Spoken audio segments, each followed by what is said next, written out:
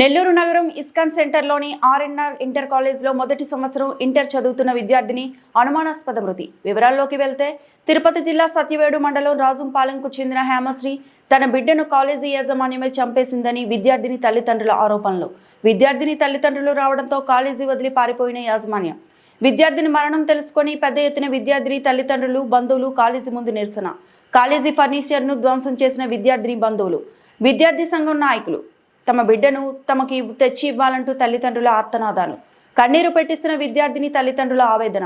తప్పైతే మేము వచ్చేదాకా ఉండదా సారు మీకు ఇదే మీడియాకి ఇన్ఫార్మ్ చేయొచ్చు కదా సారు. ఈ మరి పలానా వాళ్ళ బిడ్డ హ్యాంగ్ చేసుకుందనేసి లేదు సారు. 8 నుంచి 8:30 దాకా నా బిడ్డ వాటండి మేడం ఫోన్ నెంబర్ తీసుకొని మాట్లాడింది సారు. ధైర్యంగానే మాట్లాడింది సారు. నా బిడ్డ సరే వస్తావు నాయన ధైర్యంగా ఉన్నాయని అని చెప్పినాను సారు. రాత్రి 9:30కి మటుకు ఏడ్చింది సారు. నా బిడ్డ 9:30తో ఏడ్చి నేను ఈ కాలేజీలో ఉండనమ్మా, నన్ను ఈ కాలేజీలో టార్చర్ పెడుతున్నారు, ఏం టార్చర్ పెడుతున్నాను ఆయన అంటే మీరు రండి పర్సనల్గా మాట్లాడతాను చెప్పింది సారు.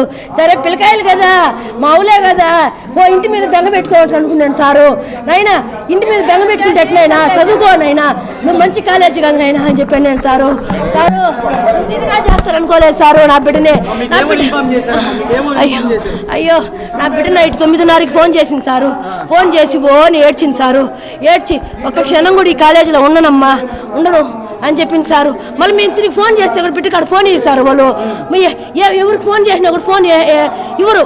మా వాళ్ళు కాలేజ్ మా బిడ్డని ఏదో చేసేసినారు సారు వాళ్ళు. ఏమనుమానం సారు. మేము ఇంటికాడ ఉంటే మా బిడ్డ వచ్చినప్పుడల్లా డల్గా ఉంటుంది. ఏనాయన అంటే ఏమి చెప్పదు, చెప్పింది కాదు సార్. మా బిడ్డ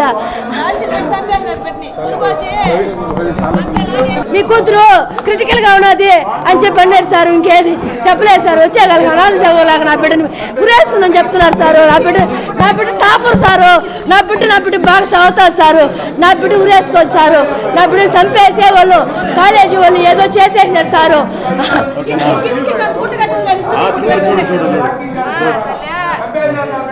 గీతా మేడం అనేసి ఆ మేడం మీద నాకు డౌట్.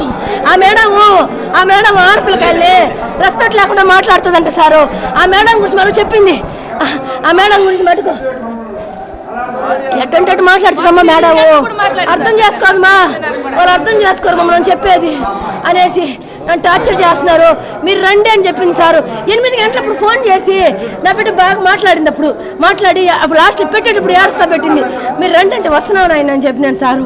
వస్తామ్మా భయపడబాక, నీకు ఎలాంటి ప్రాబ్లం ఉండే సార్ వాళ్ళతో మాట్లాడతాను, నువ్వు దేనికి భయపడబాక నాయన. నిన్ను ఎవరేమన్నారంటే ఎవరేమనలేదా నిందే కానీ ఎవరేం చేసినారు నాకు చెప్పలేదు సారు. దాపెట్టేసింది సారు నా బిడ్డ. అయ్యో వాళ్ళ ఆయనకి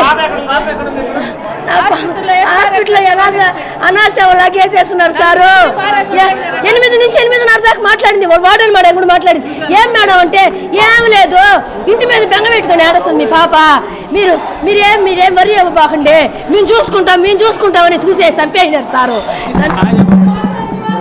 ఈరోజు వేదాయపాలెం పోలీస్ స్టేషన్ లిమిట్స్లో వనంతోపు దగ్గర ఆర్ఎన్ఆర్ ఇంగ్లీష్ మీడియం స్కూల్లో ఇంటర్మీడియట్ ఫస్ట్ ఇయర్ చదువుతున్న హేమశ్రీ అనే అమ్మాయి. ఈ అమ్మాయి తిరుపతి జిల్లా సత్యవేడు మండలం రాజంపాలెం విలేజ్ సంబంధించిన అమ్మాయి. ఇక్కడ ఇంటర్మీడియట్ ఫస్ట్ ఇయర్ ఎంపీసీ చదువుతూ ఉంది. ఈ అమ్మాయి చనిపోయింది. వాళ్ళ పేరెంట్స్ వచ్చారని నాకు 4th టౌన్ సిబ్బంది పోలీసు ఫోన్ చేస్తే మేము ఇక్కడికి వచ్చాము. ఇక్కడికి వచ్చిన తెలియటంలో ఈ అమ్మాయి ఉదయం 8:39 ప్రాంతంలో 2nd ఫ్లోర్లో క్లాస్ రూమ్స్ పక్కనే ఉన్న బాత్రూంలో చున్నీతో హ్యాంగ్ చేసుకుందని చెప్తున్నారు.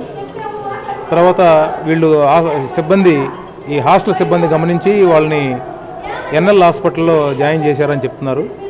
జాయిన్ చేసిన తర్వాత డాక్టర్లు పరిశీలించి బ్రాడ్ డెడ్ అంటే ఇక్కడ వచ్చే నాటికే చనిపోయింది అమ్మాయి అని చెప్పి డిక్లేర్ చేసినట్టుగా మనం చెప్తున్నారు. వీళ్ళు పేరెంట్స్ కాలేజ్ దగ్గరకు వచ్చున్నారు. కాలేజ్ యాజమాన్యం పూర్తిగా స్విచ్ ఆఫ్ చేసుకున్నారు, అందుబాటులో లేరు. దీంట్లో ఇంకో విషయం ఏంటంటే వీళ్ళు పోలీసుకు కూడా ప్రాథమికంగా సమాచారం ఇవ్వలేదు.